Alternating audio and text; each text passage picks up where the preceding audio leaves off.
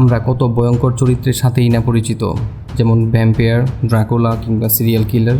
কি নিষ্ঠুর তাদের কাজকর্ম, তাদের বিকৃত মস্তিষ্ক যেন আমাদের কল্পনাকেও হার মানায় প্রতিনিয়ত।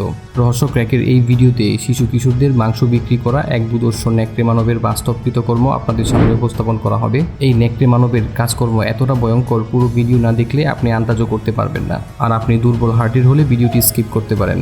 নতুন ভিডিও দেখতে চাইলে চ্যানেলটি সাবস্ক্রাইব করতে পারেন। সময়টা 1924 সালের বসন্ত। উত্তর জার্মানির সিমসাম শান্ত শহর হ্যানোভারের প্রথম বিশ্বযুদ্ধের ভয়াবহতার রেশ কাটতে না কাটতেই পুরো শহর জুড়ে জেঁকে বসে এক অন্য আতঙ্ক। এই আতঙ্ক কোনো যুদ্ধের আতঙ্ক নয়, কিন্তু যুদ্ধের পাশবিকতার চেয়ে অনেক বেশি নির্মমতার। শহর থেকে হারিয়ে যেতে থাকলো কম বয়সী ছেলেদের দল। নদীর পাড় থেকে উদ্ধার করা হলো সারি সারি মাথার খুলি। বাজার থেকে কিনে আনা মাংসের উপর সন্দেহ করতেই দলবেঁধে গৃহিণীরা মাংস নিয়ে পুলিশের দ্বারস্থ হতে শুরু করলেন। লোকের মুখে মুখে ছড়িয়ে পড়তে লাগলো এক নেকড়ে মানবের গল্প। কর্মব্যস্ত নাগরিক থেকে শুরু করে অশীতিপর বৃদ্ধ বৃদ্ধা, অসংলগ্ন কথা বলা খেপাটে যুবক থেকে শুরু করে শিশুদের দল, সবাই তখন এক নেকড়ে মানবের বয়ে তটস্থ।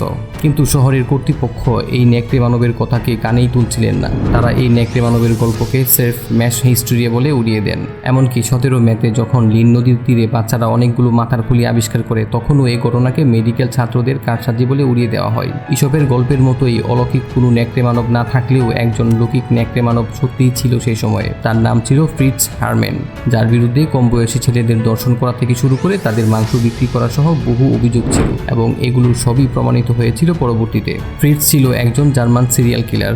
নেকড়ে মানব ছাড়াও হ্যানোভারের কসাই এবং হ্যানোভারের ভ্যাম্পায়ার নামেও সে মানুষের কাছে অধিক পরিচিত ছিল। ফ্রিটজ হারম্যান একাই এসব খুন করত না। এই কাজে তার সহযোগী হিসাবে ছিল হ্যান্স গ্রান্স, যে ফ্রিটজকে আরও বেশি খুন করতে উৎসাহিত করত। কিন্তু হ্যান্সের কথা পরে হবে। এই গল্পের মাস্টার মাইন্ড ফ্রিটজ হারম্যানের দিকে প্রথমে নজর দেওয়া যাক। ফ্রিটজের জন্ম হয় 1879 সালের 25শে অক্টোবর জার্মানির হ্যানোভারে। ফ্রিটজ হিসাবে পরিচিতি পেলেও তার পুরো নাম ফ্রেডরিক হেনরিখ কার্ল হারম্যান। ফ্রিটজকে জন্ম দেওয়ার পর তার মা সন্তান জন্মদানে অক্ষম হয়ে পড়েন। ফ্রিটজ তার মাকে ভীষণ ভালোবাসত, আর ঠিক ততটাই ঘৃণা করত তার বাবাকে। বাবার প্রতি ফ্রিটজের ঘৃণা আরও তীব্র হয়ে ওঠে যখন ছোটবেলায় তার বাবা তাকে পাগলাগারদে রাখার চেষ্টা করে, কিন্তু চিকিৎসকরা তাকে পাগলাগারদে রাখতে অস্বীকৃতি জানিয়েছিলেন। তাদের ভাষ্যমতে ফ্রিটজ রকচাটা হলেও পাগল নয়। ফ্রিটজ তার সারা জীবন কাটিয়েছে ববঘুরে ফেরিওয়ালা হিসাবে। বড় হয়ে উপার্জনের তাগিদে শহরের পর শহর ঘুরে বেড়াত। শহরের পুলিশ আর অপরাধীরা তাকে ভালো মতোই চিনত, জানত। অপরাধীরা চিনত কারণ তাদের সাথে ফ্রিটজ খুব দয়ালু আচরণ করত এবং তার চেয়ে গরিবদের সে বিভিন্নভাবে সহায়তা করত। আর পুলিশেরা তাকে পছন্দ করত কারণ পুলিশের সাথে সে ভালো আচরণ তো করতই, পাশাপাশি কারাগারের সমস্ত নিয়মকানুন ঠিকমতো মেনে চলত। কিন্তু পুলিশের তাকে পছন্দ করার পেছনে আরও একটি কারণ ছিল। সে বিভিন্ন অপরাধী চক্রের সাথে গোপনে আতাত থাকায় সে পুলিশকে সেসব চক্রের অনেক গোপন সংবাদ এনে দিত। অর্থাৎ ফ্রিটজ একসময় হয়ে ওঠে পুলিশের একজন ভালো ইনফর্মার হিসাবে। রেল স্টেশনে তখন প্রচুর শরণার্থীর ভিড়। আশ্রয়হীন নিঃস্ব মানুষেরা দলে দলে আশ্রয় নিয়েছে এই রেল স্টেশনে। তাদের খাবারের অভাব, থাকার জায়গার অভাব, বেঁচে থাকার জন্য প্রতিটি দিন লড়তে হতো তাদের। এইসব মানুষের ভিড় থেকে অনেক কম বয়সী ছেলেরাও ছিল। তাদের কেউ কেউ এসেছে এখানে বাবা মার সাথে, আবার কেউ কেউ এসেছে বাড়ি থেকে পালিয়ে। ফ্রিটজ জানতো সেসব ছেলেদের কি করে হাত করতে হয়। ফ্রিটজ তাদের দুঃখের কথা শুনতো মন দিয়ে, কখনো তাদের ভালো পরামর্শ দিয়ে, কখনো লোভ দেখিয়ে তাদের মন জয় করে নিত।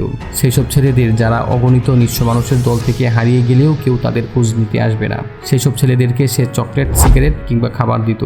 এমনকি তাদের একবেলা খাবার এবং ভালো একটি থাকার জায়গার ব্যবস্থা করে দেখার লোভ দেখিয়ে তাদের কাছে নিয়ে আসতো সে। এইসব হতভাগা ছেলেদের উপর সে চালাতো অমানসিক নির্যাতন এবং তাদেরকে ধর্ষণ করত। এরপর তাদের গলা কামড়ে তাদেরকে হত্যা করত। কিন্তু না, এখানেই শেষ না। মৃতদেহগুলোর চামড়া ছিঁড়ে মাংস টুকরা টুকরা করে সেগুলো বিক্রি করত এই নরপিশাচ। আর মাথার খুলি ও হাড়গোড়গুলো ফেলে আসতো লিন নদীর তীরে। পরবর্তীতে লিন নদীর পাড় থেকে উদ্ধার হওয়া খুলি ও হাড় থেকেই লুকোমুখে নেকড়ে মানবের গল্প ছড়িয়ে পড়ে। 1919 সালের সেপ্টেম্বরে ফ্রিটজের সাথে পরিচিত হয় হ্যান্স গ্রান্স নামক এক 20 বছর বয়সী ছেলে। হ্যান্স নিজেও বাড়ি থেকে পালিয়ে এসেছিল।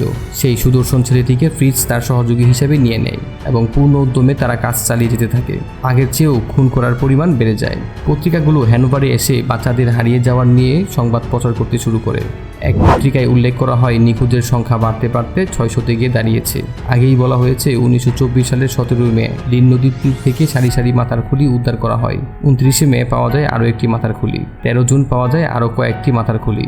24শে জুলাই খেলার মাঠ থেকে কিছু ছেলে একটি বস্তায় বেশ কিছু দেহাবশেষ পায়। পরে সেখান থেকে প্রায় 500টি হাড় উদ্ধার করা হয়। পুলিশের ভাষ্যমতে গ্রেপ্তারের আগে 16 মাসে ফ্রিটজ ও হ্যান্স সপ্তাহে অন্তত 2টি করে খুন করত। এত সংখ্যার উপস্থাপন শেষেও একটা খটকা কিন্তু থেকেই যাচ্ছে।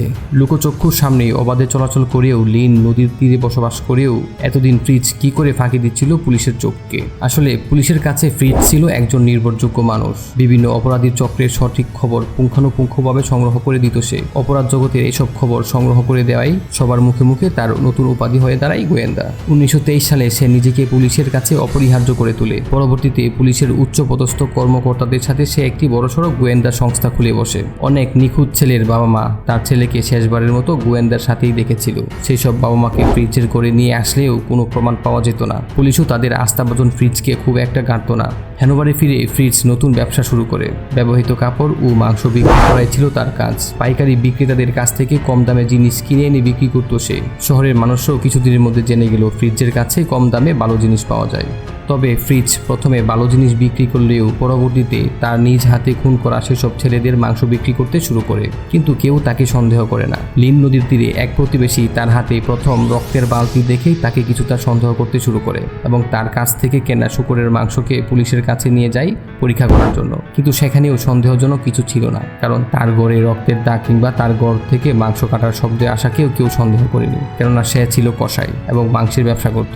সুতরাং তার হাতের রক্তের বালতি থাকা কিংবা তার ঘর থেকে মাংস কাটার শব্দ আসা অস্বাভাবিক নয়। ফ্রিজ 1924 সালের 22 জুন ফ্রোম নামক একটি ছেলের সাথে ঘনিষ্ঠ হতে চাইলে ছেলেটি প্রতিবাদ করে। এক পর্যায়ে ছেলেটির সাথে তার মারামারি ও ধস্তাধস্তি হয়। এরপরই পুলিশ তাকে গ্রেপ্তার করে হেডকোয়ার্টারে নিয়ে যায়। তার বাড়ি তল্লাশি করে পুরনো কাপড়ের স্তূপ ও মাংস পাওয়া যায়। এবারও ফ্রিজ দাবি করে যে তার ঘর থেকে এসব পাওয়া অস্বাভাবিক কিছু নয়, কেননা সে একজন মাংস ও পুরানো কাপড় বিক্রেতা। কিন্তু এরই মাঝে কাপড়ের স্তূপ থেকে একজন মা তার ছেলের জামা খুঁজে পান। এরপরই পুলিশ তদন্তে নেমে পড়ে।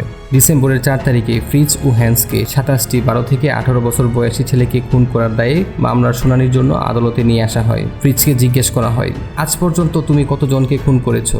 সে উত্তর দেয়, 30 থেকে 40 জন হতে পারে, আমার সঠিক সংখ্যাটি মনে পড়ছে না। এরপর তাকে আবারও জিজ্ঞেস করা হয়, তুমি কিভাবে তোমার শিকারীদের খুন করতে? সে নির্লিপ্তভাবে বলে, আমি তাদেরকে গলায় কামড় মারতাম। বিচারকরা তাকে মৃত্যুদণ্ডের রায় দেন। তার সহযোগী হ্যান্সের যাবজ্জীবন কারাদণ্ড দেওয়া হয়। মৃত্যুর আগ পর্যন্ত ফ্রিজ তার বাবাকে ভীষণ রকম অভিশাপ দিয়েছিল। 1925 সালের 15 এপ্রিল শিরচ্ছেদের মাধ্যমে তার মৃত্যুদণ্ড কার্যকর করা হয়। 24 থেকে 27 জনকে খুনের অভিযোগে তাকে মৃত্যুদণ্ডে দণ্ডিত করা হয়। কিন্তু ফ্রিজ হারমানের খুনের আসল সংখ্যা আজও কারো জানা নেই। এই ছিল আজকের ভিডিওটি কেমন লেগেছে কমেন্টস করে জানাতে ভুলবেন না। পরবর্তী ভিডিও দেখার আমন্ত্রণ রইল।